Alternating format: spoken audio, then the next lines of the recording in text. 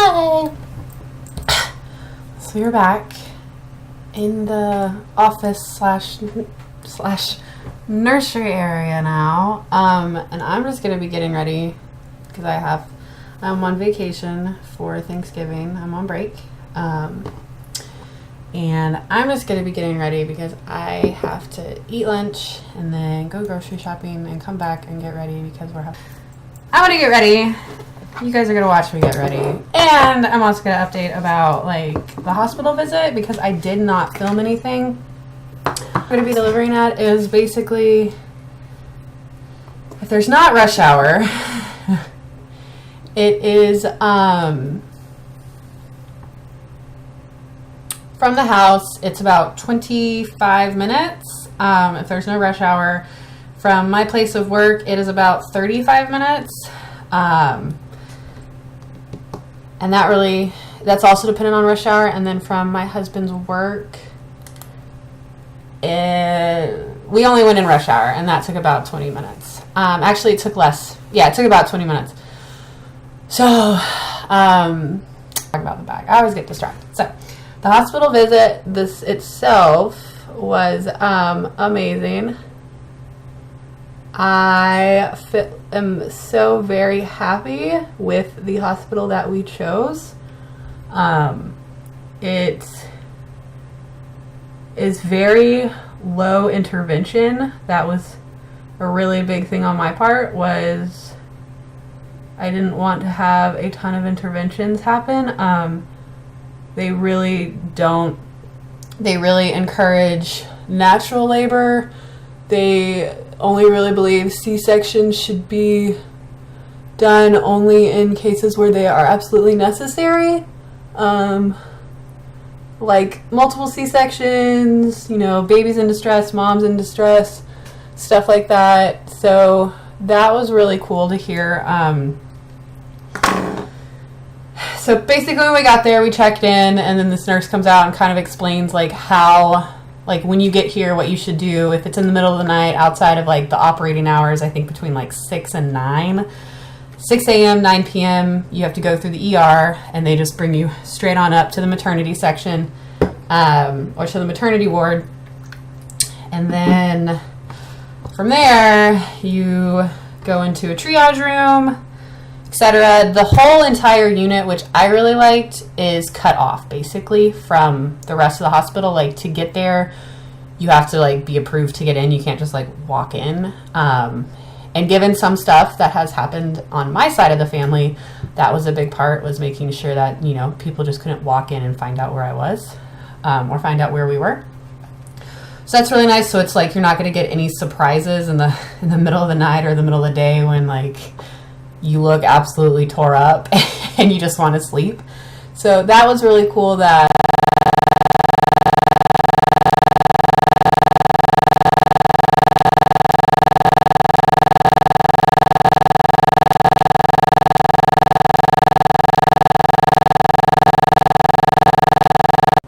it goes to the nurse's station as well as an intercom. And then they buzz you in, you come in, and then you can go to whichever room you need to. So it's a large waiting area, really pretty waiting area. And then once you're on the unit, they have little waiting areas as well. But basically you would go in, you go into a triage room, which is really, really nice already, and that's when they check you out. They really only let you stay for a little bit if you're not ready. Because they don't want you just laboring at the hospital all day. They want you in active labor. So you come in, you go get checked to see dilation, did your water break? Because if the water's broken, that's a big deal. Because you only have about 48 hours or so before infection can start to set in for you and the baby. So if your water's broken, it's almost you immediately get admitted into a delivery room. And so if you're ready, you go into a delivery room, which is really, really nice. The bed is a standard bed. It's, it's large, a standard hospital bed. And it's, it's significant. It's a large looking bed, it's a hospital bed. And it can go either way. You can either lay it flat, you can have it curved. They can drop off the complete bottom of it to where it's like a chair. They even have a squat bar that comes out. So if you want to give birth standing, like in a squat position, you can do that. And that was something I was so excited about because I might not be a candidate for an epidural because I have a crooked lower back.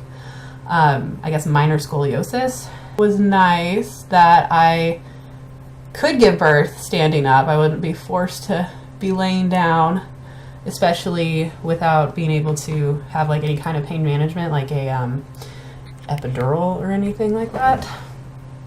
So that was really exciting. They also have like, you know, the ball and a peanut that, you know, if you want to lay down but keep your legs open, you can do that. So they have a bunch of different tools for mom to use during labor. And then also in the labor room, there is, sorry, I have to get this eyebrow because it's my bad eyebrow. So additionally in the labor room, there is also a couch that is like a futon.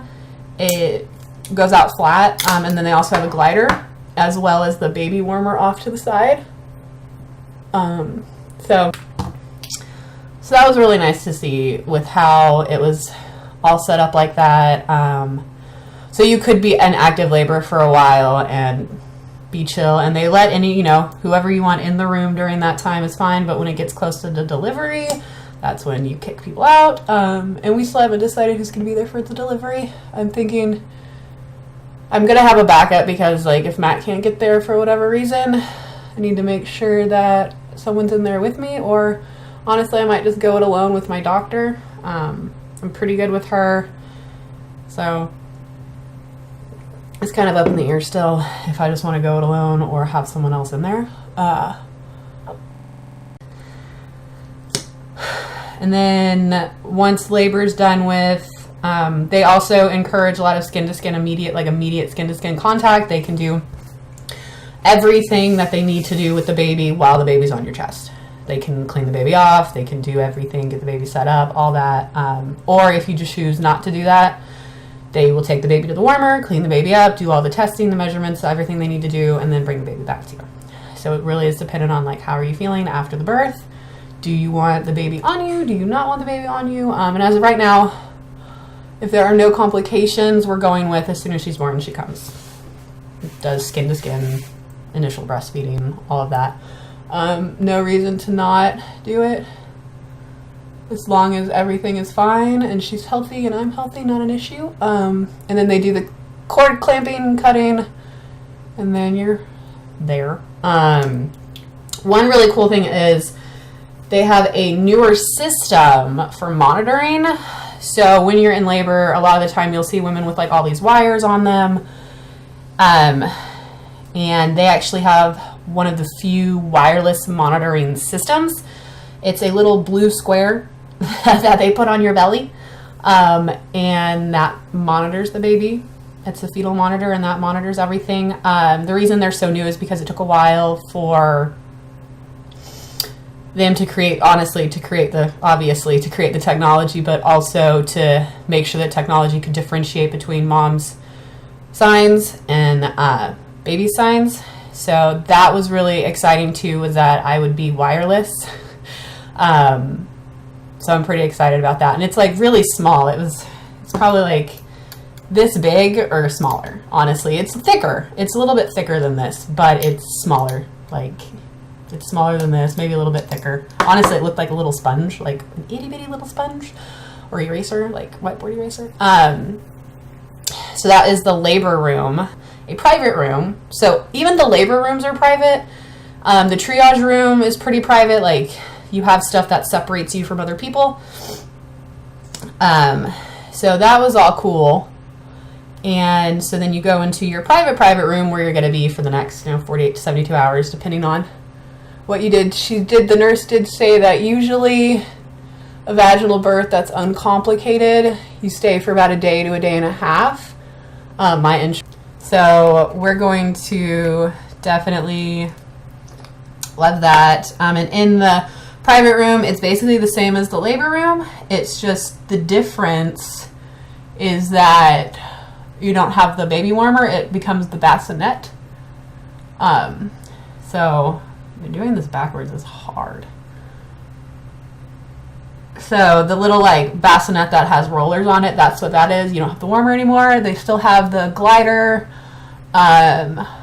You still have the flat couch, which, yeah, it's not going to be super comfortable, but it's better than having to, better than nothing, basically. So they do even provide linens at turn down service at this place. So if we forget, to bring Matt something, or if he has to go somewhere and someone else is staying with me, they will provide stuff for that person who is there. So I was really excited about that. The glider is there. And they actually have like a full-blown specialty, like maternity menu. So that was cool too. They have a menu for the maternity ward and the kitchen's basically open from like 6 to 9. And they had everything. Like, I only got a quick glimpse at like what one of the menus was like, and they have like pot roasts, they have like good sandwiches. Like, it's pretty cool how much they have available for you. And they really do take like really good care of you. And it's a meal for mom, and then one additional meal for the support person, so Matt. Or if he's not there, someone else, so that they can eat. They provide everything for the baby, like diapers, basically everything, which everything I've been told is, whatever you use in the hospital, take with you when you leave, because you paid for it already. If it's in the room, take it, because you're going to be paying for it, so you don't want to leave it. And then that was basically the bit of it. It was only about 40 minutes long.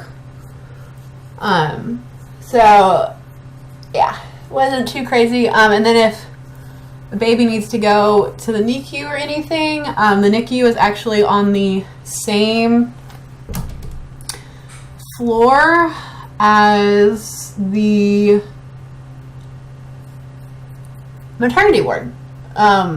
Other hospitals that I've been to, because I've had friends who had babies that had to go into a NICU, the NICU was always like on a different level, and then they would bring the mom up, but everything is on the same level here, and that was really cool. And in the NICU, you can actually the babies will actually have their own private rooms as well. Like, if you've been to a NICU before, it's like 16 babies to a room, and there's really no privacy.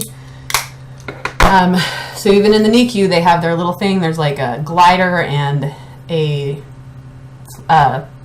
couch that goes flat. So once again, really making sure to keep mom and baby together. I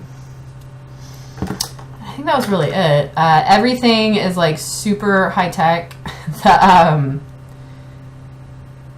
They even have like an on-call neonatal something who can come at a moment's notice if anything's wrong with the baby. They have they're all specialized, and even though it's a newer facility, they're working on becoming like even better, but because they're newer, they have to like basically they're ready to be a bigger facility, but they have to treat X amount of patients before they can get certain distinctions. But yeah, I am very excited about our hospital choice. I loved it. Has everything there that would be needed. Quick to get to. They have valet parking, which hopefully they'd have that. So yeah, that was really it. I think it's taking me longer to explain the hospital than you're actually there. But I'm really, really excited about the hospital. I'm just getting more and more excited. I am just a little bit over 33 weeks, so 6 weeks left. If she makes it to 40 weeks, if she makes it past 40 weeks, we have about 8 weeks left, because that's what my doctor has been saying, but she's starting to change her mind. And almost everyone I know, their babies have been coming early since, I don't know, it's probably the weather. So yeah, that was the hospital tour, and this is what my face looks like now. I feel like I look a little bit more presentable than I did Where's this going?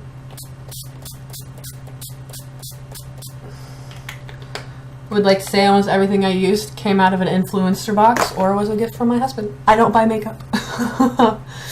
He buys it for me or I get it for free. So, yeah. I will be updating shortly about maybe a little bit more about the nursery once I get it together, because it is not together. I keep moving in the way of everything.